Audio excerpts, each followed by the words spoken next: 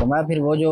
جانور تم ذبح کرتے ہو نا، نہ تو اس کا گوشت مجھ تک پہنچتا ہے اور نہ ہی اس کا خون پہنچتا ہے۔ مجھ تک پہنچتا کیا ہے کہ ہم لوگ جانور لاتے ہیں تو ساتھ میں مقابلہ ہو گیا، جی میرا بھائی جو ہے وہ یہ جانور لایا تو میں اس سے بڑھ کر جانور لے آؤں، ہم ہمسایوں کو نیچا دکھانے کے لیے ہم قربانی کرتے ہیں۔ لوگ دیکھیں یہ جو قربانی کا جانور ہے، ہم لوگ سمجھتے ہیں کہ ہم منڈیوں سے جا کر لے آئے ہیں یا کسی بستی میں اپنے نام کا جانور رکھ لیا ہوا ہے اور جانور ہم نے خریدا ہے، لیکن قرآن کیا کہتا ہے؟ کہتے ہیں نا جی یہ میرے والد صاحب نے رکھا تھا قربانی کے لیے سال پہلے 2 سال پہلے، یا والدہ صاحبہ نے رکھا تھا تو اس کو پالا ہے، یہ میرے والدین کی نشانی ہے۔ لیکن قرآن کیا کہتا ہے؟ اللہ کریم فرماتا ہے، یہ جی سورۃ حج ہے آیت نمبر 36، اللہ کریم ارشاد فرماتا ہے وَالْبُدْنَ جَعَلْنَاهَا لَكُم مِّن شَعَائِرِ اللَّهِ، کہ جو تم قربانی کا جانور لے کر آتے ہو یہ من شعائر اللہ، یہ مجھ اللہ کی نشانی ہے۔ وہ جانور دیکھیں، اللہ کریم فرما رہا ہے کہ یہ میری نشانی ہے، اور ایسے ہی قرآن کریم میں اللہ رب العزت نے فرمایا ان الصفا والمروہ من شعائر اللہ، کہ صفا و مروہ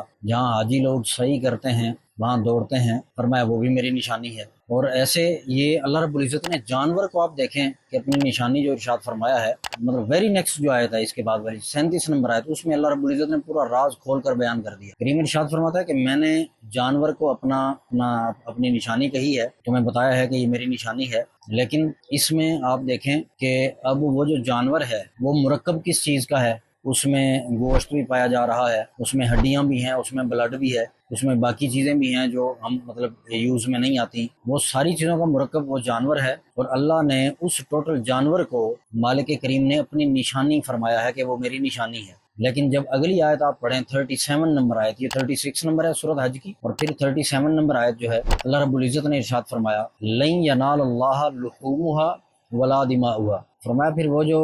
جانور تم ذبح کرتے ہو نا، نہ تو اس کا گوشت مجھ تک پہنچتا ہے اور نہ ہی اس کا خون پہنچتا ہے۔ مجھ تک پہنچتا کیا ہے؟ فرمایا وَلَٰكِن يَنَالُهُ التَّقْوَىٰ، میرے تک جو ہے وہ تمہارے دلوں کا تقویٰ پہنچتا ہے۔ میں بس یہ دیکھنا چاہتا ہوں کہ تم جو ہے وہ میری رضا میں راضی کتنا رہتے ہو، میری رضا کی خاطر تم قربانی کتنی کرتے ہو۔ یہ مقابلے بازی کی بات نہیں ہے کہ ہم لوگ جانور لاتے ہیں تو ساتھ میں مقابلہ ہو گیا، جی میرا بھائی جو ہے وہ یہ جانور لایا تو میں اس سے بڑھ کر جانور لے آؤں، ہم ہمسایوں کو نیچا دکھانے کے لیے ہم قربانی کرتے ہیں۔ اور مطلب یہ اگر یہ نیت آ گئی تو یہ قربانی سب چیزیں جو ہے نا وہ منہ پر مار دی جائیں گی،